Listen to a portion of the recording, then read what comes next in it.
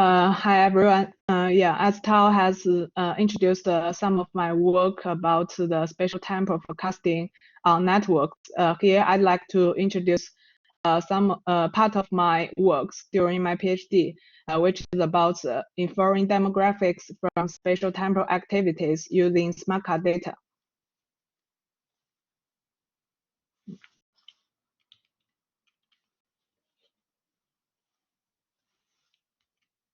Sorry.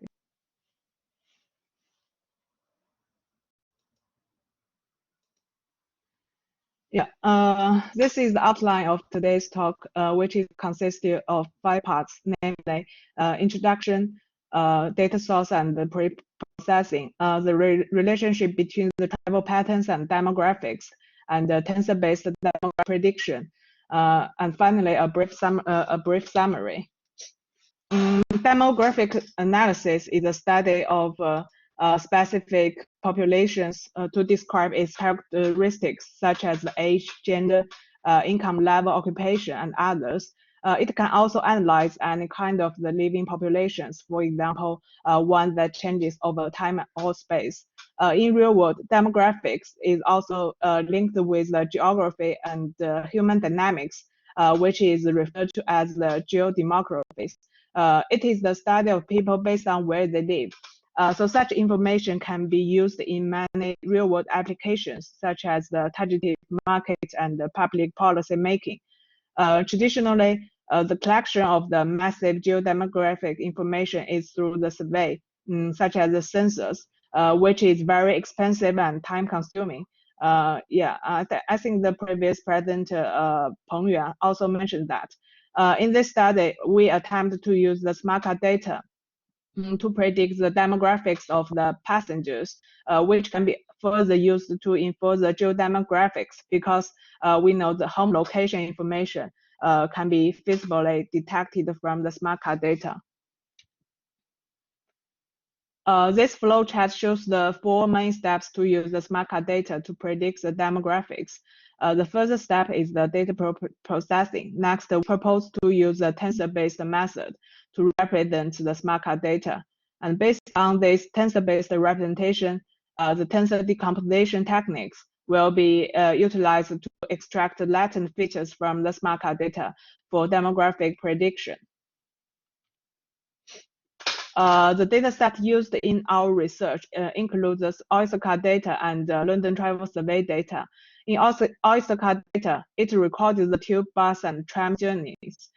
In each tube record, it has the Oyster card ID, the travel date, the start and end time, boarding and lighting stations, and car type. However, in the bus records, the boarding and the lighting stations are missing. Just the bus line recorded. Because the fare of the bus journey doesn't depend on the travel distance. And the LTDS data is a continuous survey based on the household for collecting individual or household demographic, social, economic, and travel-related information. The interviewees voluntarily provide their Oyster card data ID, so we can match the Oyster card data with their demographic.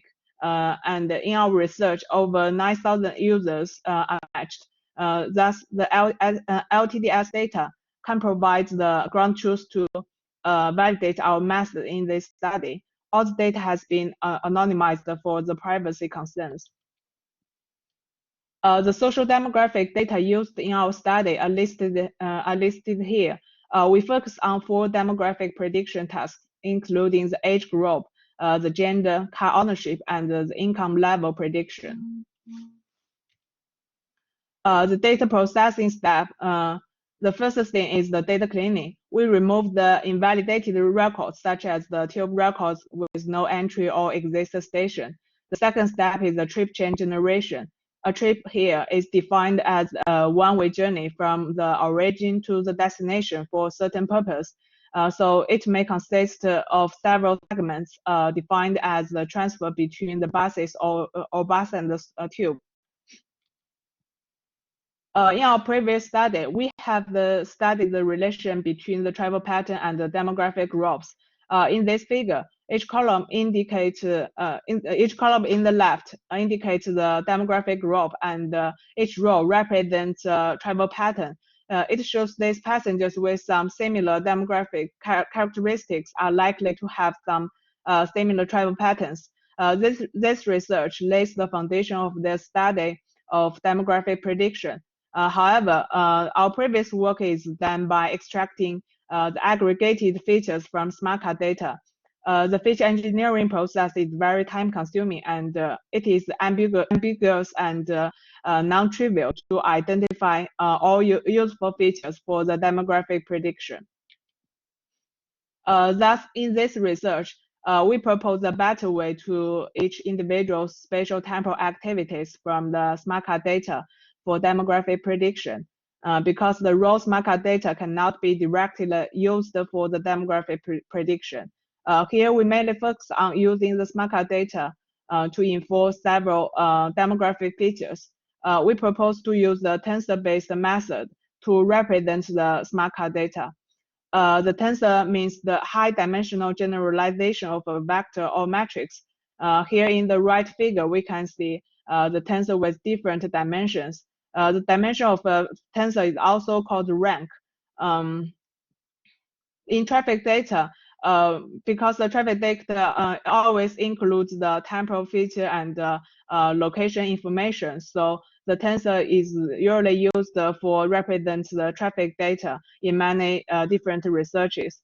Here, in our study, we represent the smart card data as a 3D space-time cube to capture the location and time information in this data. To construct the tensor representation of the smart card data, first, we need to identify the activity areas of an individual. Briefly, the bus stops and tube stations visited by a traveler are grouped into different geographic activity areas, satisfying that the smallest distance between any two areas is greater or equal to a predefined distance. Then we count the number of the activities of each individual within each spatial activity area and a chosen time scale. Finally, we can represent the smart card data of all passengers as a 3D space-time cube. Each user's spatial temporal activities are represented as the two-dimension matrix in this tensor. After the three-way tensor has been constructed, tensor decomposition, which is also called factorization, will be carried out to extract the meaningful and latent features from the data. As shown in this figure below, the Tanker approach decomposes a three-way tensor X into a three-factor matrix, namely S, T, and U, and which is also multiplied by a core tensor, which is noted as C. This decomposition can be also written at the element-wise as the following formula. The core tensor C captures the interactions between the columns of a three-factor matrix with reflect the main subspace variation in each mode, assuming a multilinear interaction. The three-factor matrix contains the latent knowledge embedded in the tensor. Here, each row of the factor matrix U is the factorized feature vector of each user. Thus, we can use the feature vector as the input of each user for demographic prediction.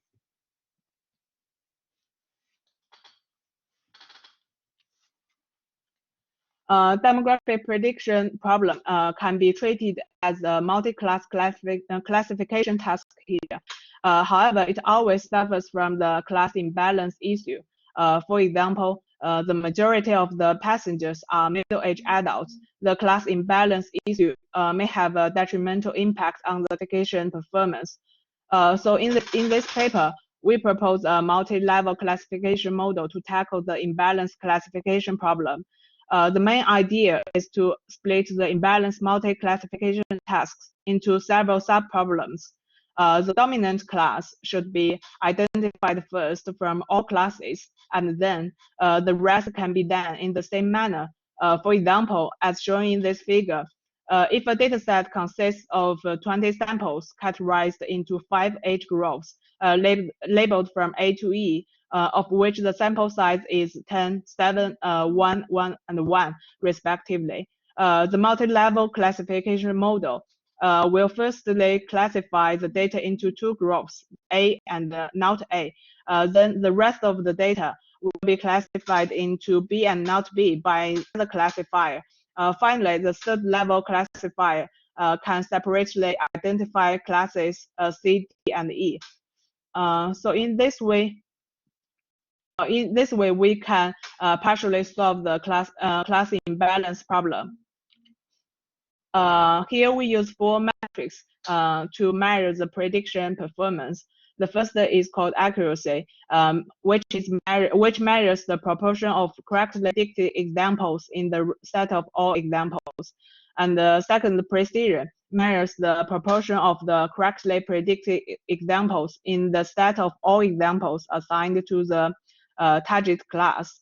Third metric is the recall, which is the proportion of the correctly predicted examples out the set of all examples having the target class. It is certainly that the higher both the precision and the recall scores are, the better the performance is. However, the high precision usually demands the strict condition, which would lower the recall score. So as the precision and the recall are sometimes contradictory, so we also employ the F1 value, which is the trade-off between the precision and the recall, and is defined as in this formula. We compare the proposed model with several baselines, including the random forest, the linear regression, multi-layer perception model. It shows our model has the best performance in most of the prediction tasks, especially in the class imbalance prediction tasks. Our model can perform better than the others. Here I briefly summarize today's talk. In this study, we focus on the demographic prediction based on traffic smart card data. It discussed a tensor-based data representation method and compare several baseline models. The results show the average prediction accuracy of the age group, the gender, and the car ownership can achieve over 60%. These results can be the baseline for many advanced prediction methods. However, there's still a large room for the improvement. First, the tensor-based representation method can capture the spatial-temporal activities of individuals, but the tensor cannot preserve the order of the activities. So more advanced representation methods should be investigated to include such sequential information.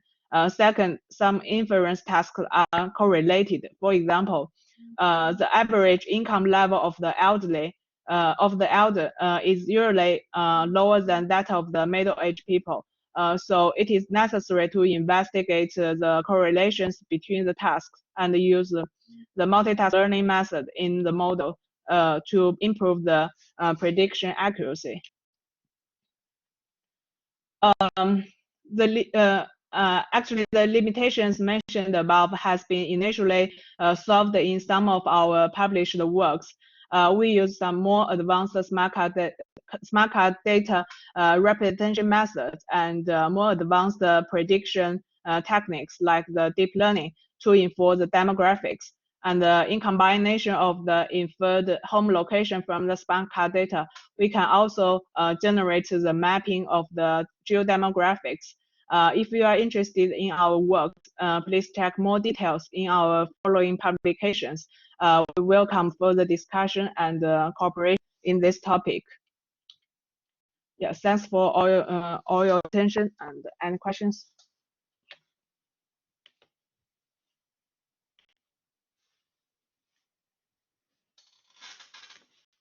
Thanks. So as before, if you can start typing your questions into the chat, and I can start asking those to Yang.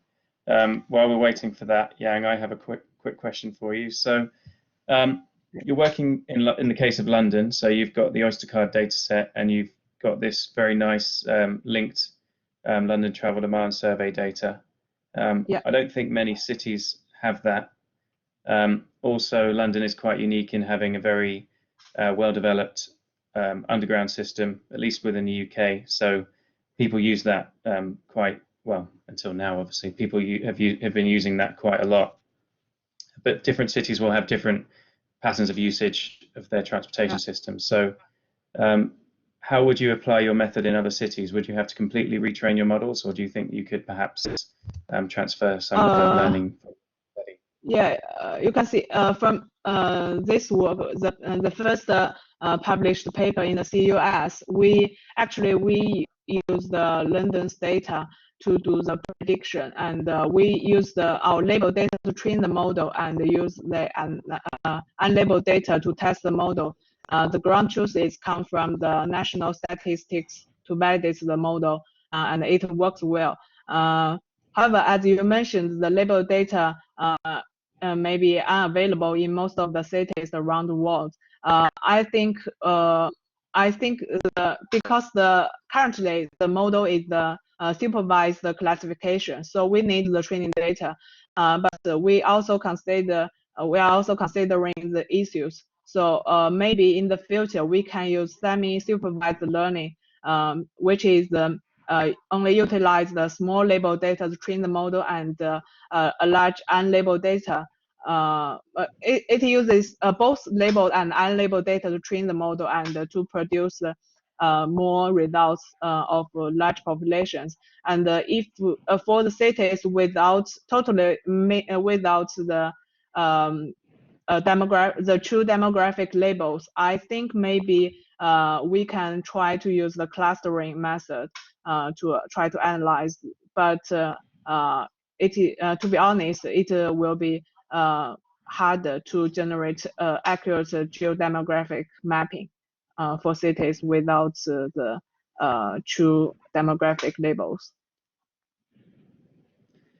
Okay, well, we're still waiting for other questions. I have another one. So since you submitted this paper, the world has changed quite a bit. And now we have the COVID-19 situation. People are reluctant to take public transport.